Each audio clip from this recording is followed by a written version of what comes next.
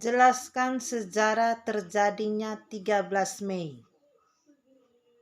Baik, selamat malam. Pada malam hari ini saya coba menjelaskan terkait dengan sejarah prosesi 13 Mei yang terjadi di Lewulaga. Yang melatar belakangi mengapa sampai terjadinya prosesi 13 Mei di Paroki Santa Maria Immaculata Lewulaga.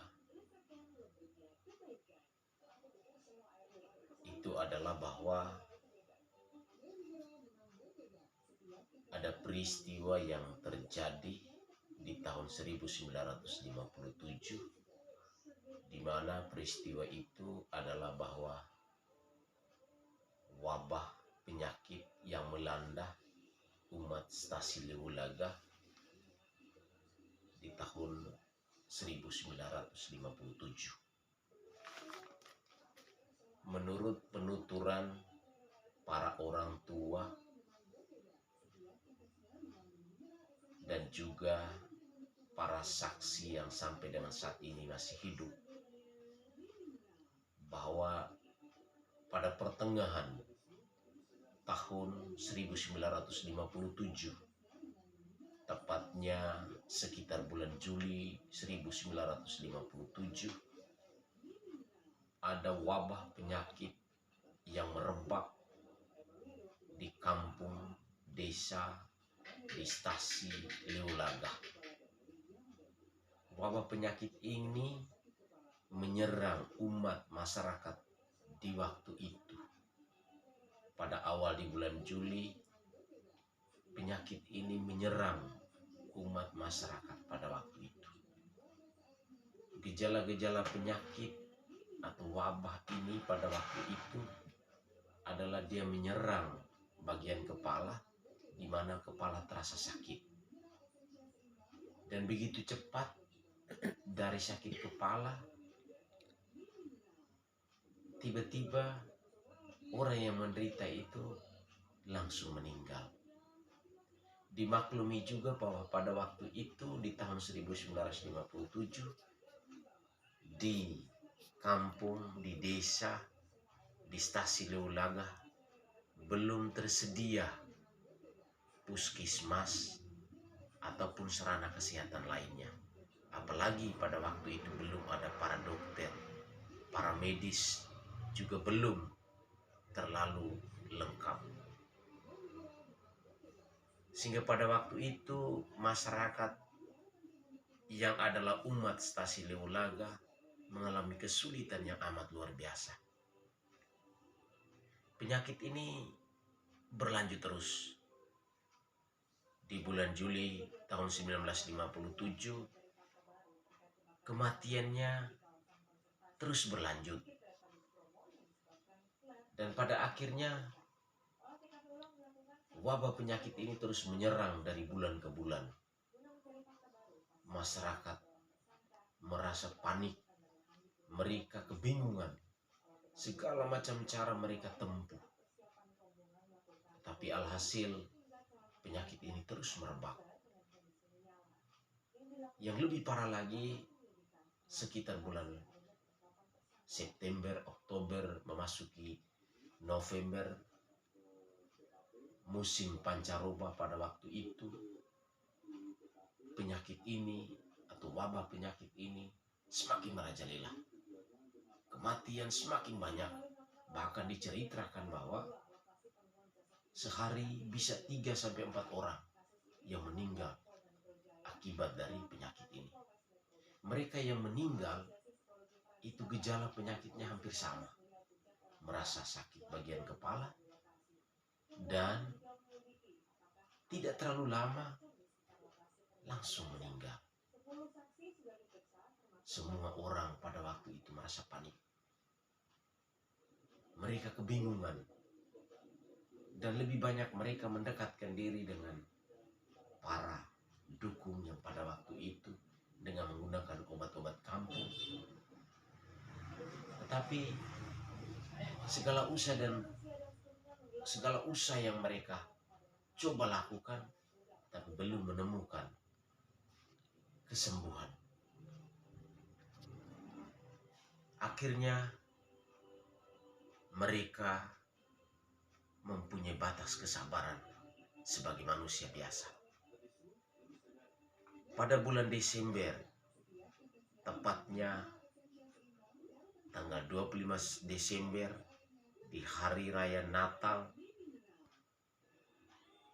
semua umat yang disponsori oleh para konferia dan juga Santa Ana. Konferia pada waktu itu diketuai oleh Bapak Anton di Ornai yang adalah juga sebagai kakang pada waktu itu. Atas inisiasi yang diprakarsai oleh konferia dan Santa Ana pada waktu itu, mereka akhirnya bersepakat untuk datang dan memasrahkan diri, menyerahkan segala derita, segala penyakit yang sedang merebak di kampung, di stasi ini, ke bawah Yesus, Putra Allah, dan juga lebih khusus lagi kepada Bunda Maria untuk didoakan agar mereka bisa terbebas dari wabah penyakit ini. Pada waktu itu, Konferia dan Santa Ana datang bersujud kepada Bunda Maria bahwa mereka berjanji apabila Bunda Maria membantu mereka, membebaskan mereka dari wabah penyakit ini, mereka akan melakukan syukuran dan tetap secara rutin melakukan penyembahan secara khusus kepada Bunda Maria.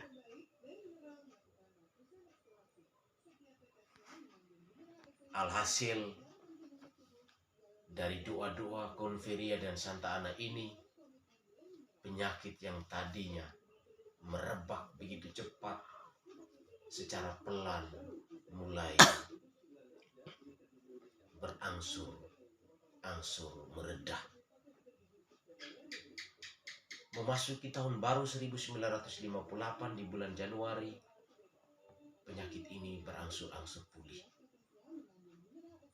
Dan akhirnya di bulan Mei tahun 1958, penyakit ini dengan sendirinya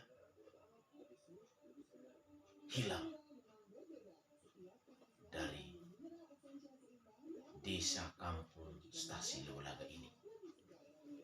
Untuk itu kembali lagi para anggota konferia di bawah pimpinan Bapak Anton de Ornai dan juga Santa Ana, mereka berdiskusi kembali untuk bagaimana mereka menyampaikan ucapan syukur ini atas segala bantuan doa dari Bunda Maria sehingga mereka bebas dari segala sakit penyakit yang sedang melanda pada waktu itu. Dari hasil diskusi mereka, akhirnya mereka bertemu dengan pastor paroki Lewalaga. Pastor paroki Santa Maria Immaculata Lewalaga pada waktu itu adalah Pater Rosing, orang Belanda. Niat daripada para konferia dan Santa Ana ini diterima baik oleh Pater Rosing. Akhirnya dari diskusi dengan Pater Rosing, mereka memutuskan untuk menetapkan tanggal 13 Mei itu dijadikan sebagai tanggal untuk mengadakan prosesi keliling kampung guna ucapan syukur dan terima kasih kepada Bunda Maria atas segala doa dari Bunda Maria sehingga mereka terbebas dari belenggu penyakit yang melanda mereka pada waktu itu.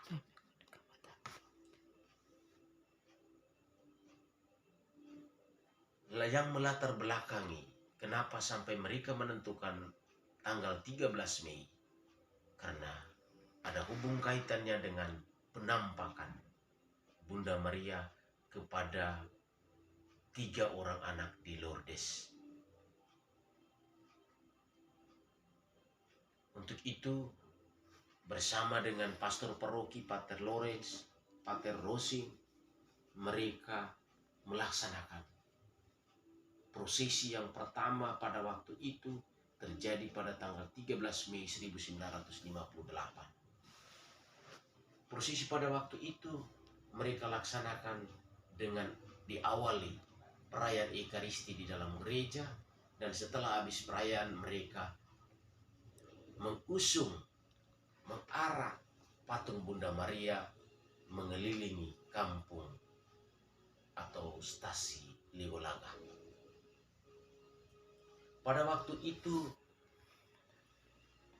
stasi Liwolaga dibagi menjadi 4 lingkungan. Lingkungan pada waktu itu Bunda Rahmat, Pohon Sukacita, Bintang Laut, dan Bintang Timur. Ini adalah 4 lingkungan perdana. Dari 4 lingkungan ini, umat pada waktu itu mengelilingi 3 armida. Armida Bunda Rahmat, armida Pohon Sukacita, armida Bintang Laut, dan armida Bintang Timur. Setelah selesai perayaan Ekaristi dan berarak mengelilingi kampung bersama Bunda Maria, semua umat bersama dengan pastor paroki mereka mengadakan pesta syukuran. Pada saat pesta syukuran itu mereka membacakan semua orang yang meninggal pada saat wabah penyakit itu melanda di pertengahan tahun 1957. Dan semua peristiwa ini Pater Rosing sebagai pastor paroki menyampaikan kepada Uskup Larantuka, di mana Uskup Larantuka pada waktu itu adalah Gabriel Manek. Pater Rosing menceritakan kesaksian iman umat stasi Liwolaga, keyakinan mereka kepada Bunda Maria yang bisa membantu mereka, membebaskan mereka dari wabah penyakit yang melanda umat stasi Liwolaga. Pada waktu itu Gabriel Manek mendengar cerita pastor Pater Rosing, akhirnya dia memutuskan untuk memberikan 3 lambang panji kepada umat stasi Liwolaga yang tersebar dalam 3 lingkungan.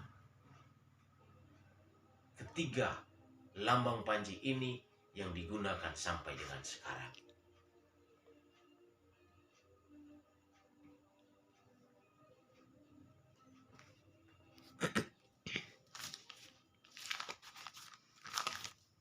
Kira-kira seperti itu gambaran umum mengapa atau apa yang melatar belakangi sehingga terjadinya prosesi 13 Mei sampai dengan hari ini.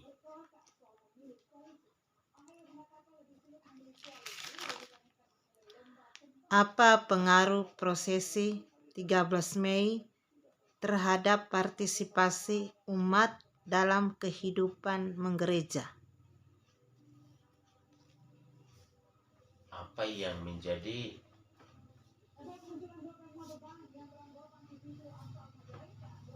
bisa diulang coba? Apa pengaruh prosesi 13 Mei terhadap partisipasi umat dalam kehidupan menggereja? Oke, baik. Jadi apa pengaruh 13 Mei terhadap partisipasi umat dalam kehidupan umat? Nah, jadi di sini saya boleh menyampaikan bahwa pengaruh atau dampak daripada prosesi 13 Mei ini terhadap iman umat, perkembangan iman umat di stasi Liwolaga ini amat luar biasa. Mengapa luar biasa? Karena semua anak tanah yang lahir, dididik, dibesarkan di stasi di desa Liwolaga ini pastinya mereka betul-betul merasakan bahwa dengan adanya prosesi 13 Mei secara khusus mereka mengenangkan suatu peristiwa yang terjadi di masa lampau dan mereka bawakan dalam doa, di mana saat ini terus dihidupkan dari tahun ke tahun. Sejak tahun 1958 dimulai sampai dengan hari ini terus dilaksanakan. Dan semua anak tanah dimanapun mereka berada saat ini, ketika tanggal 13 Mei mereka selalu mengenang, mereka selalu ingat, sehingga mereka kadangkala menggunakan masa libur untuk kembali dan berpartisipasi untuk ikut hadir langsung mengikuti prosesi 13 Mei. Bagi mereka semua anak tanah yang ada di sekitar Larantuka, berdomisili di Larantuka, di Maumere, di Ende, yang pasti mereka akan juga selalu mengingat tanggal 13 Mei. Dan ketika mereka mempunyai kesempatan, mereka pasti akan kembali dan mengikuti prosesi 13 Mei ini. Dan khusus bagi kami semua umat yang ada di Stasi Leulaga saat ini, 13 Mei kami laksanakan sebagaimana yang pernah dibuat oleh orang tua mereka. Yang menjadi berbeda saat ini adalah iman umat mereka semakin bertumbuh dewasa, semakin modern. Mereka semakin meyakini bahwa peran Bunda Maria dalam segenap kehidupan mereka, dalam setiap langkah kehidupan mereka semakin nyata. Untuk itu, setiap tanggal 13 Mei yang pasti sudah ada perubahan-perubahan dalam konteks tata cara, dalam konteks bagaimana pelaksanaannya. Di saat ini sudah ada 6 armida, karena di sana sudah ada 6 lingkungan, yaitu lingkungan Bunda Rahmat, lingkungan Ratu Damai, lingkungan Pohon Sukacita, lingkungan Bintang Laut, lingkungan Bunda Rahmat, dan lingkungan Bintang Timur. Yang tadi saya sudah jelaskan bahwa di awal itu hanya ada 4 lingkungan, tapi saat ini ada 6 lingkungan. Dan di setiap lingkungan pada tanggal 13 Mei itu sudah menjadi tradisi bahwa semua umat yang ada dalam lingkungan itu bergotong royong. Pada tanggal 13 Mei pagi semua tidak melaksanakan kegiatan apapun.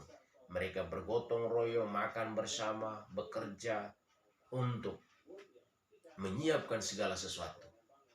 Menikam turo atau tempat untuk mengikat lilin sepanjang perjalanan. Nah, lilin itu menjadi tanggungan setiap kepala rumah tangga. Ada yang 20, ada yang 10, tergantung dari kesepakatan. Dan pekerjaan-pekerjaan itu yang paling istimewa adalah bagaimana mereka mempersiapkan armida.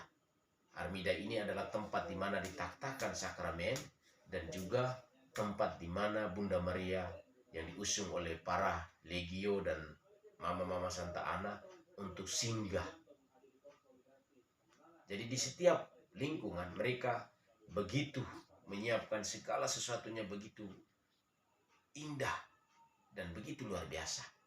Mereka mulai bekerja dari pagi sampai dengan jam 4. Sehingga pada jam 6 semua umat sudah berkumpul di gereja untuk memulai perayaan Ekaristi. Terkait dengan tata cara pelaksanaan prosesinya adalah bisa digambarkan bahwa setelah selesai perayaan Ekaristi dilanjutkan dengan prosesi keliling kampung. Yang diarak keliling kampung adalah sakramen Maha Kudus dan juga patung Bunda Maria. Patung Bunda Maria diusung oleh para Santa Ana dan juga anggota Legio Maria. Sedangkan tim pastor membawa sakramen. Awal prosesi dimulai dari gereja. Dari gereja menuju ke lingkungan yang pertama, yaitu lingkungan Bunda Rahmat. Nah, sampai di Armida lingkungan Bunda Rahmat diawali dengan nyanyian pembukaan. Setelah nyanyian, semua umat akan mendengarkan dengan kusut bacaan kitab suci. Bacaan kitab suci, setelah itu ada renungan singkat dan doa. Setelah doa, pentaktahan sakramen, penyembahan sakramen Maha Kudus. Dan setelah penyembahan sakramen Maha Kudus, diakhiri dengan lagu penutup. Selanjutnya berarah menuju ke lingkungan yang berikutnya. Begitu seterusnya sampai dengan Armida yang terakhir, yaitu di lingkungan Bintang Timur. Pengaruh daripada prosesi 13 Mei ini secara nyata kita bisa melihat bahwa umat Stasi Leulaga semakin kusut berdoa dan mereka semakin mempunyai keyakinan penuh kepada Bunda Maria, bahwa Mama Bunda Maria pasti akan mendengarkan segala doa dan harapan mereka serta mengabulkan segala permintaan mereka. Mungkin itu beberapa hal yang perlu saya sampaikan terkait dengan pengaruh daripada 13 Mei ini kepada partisipasi umat dalam pengembangan iman umat.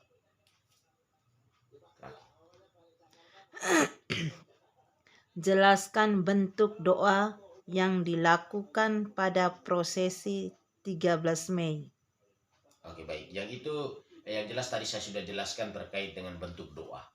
Jadi doa-doanya itu di setiap Armida itu masing-masing lingkungan akan menyiapkan doa. Doa-doa yang disampaikan itu adalah doa-doa yang menjadi intensi khusus dari keluarga-keluarga yang ada di lingkungan. Nah, sebelum doa tadi saya sudah katakan bahwa yang pasti bahwa ada bacaan-bacaan yang berkaitan dengan kehidupan Bunda Maria dan putranya Yesus Kristus.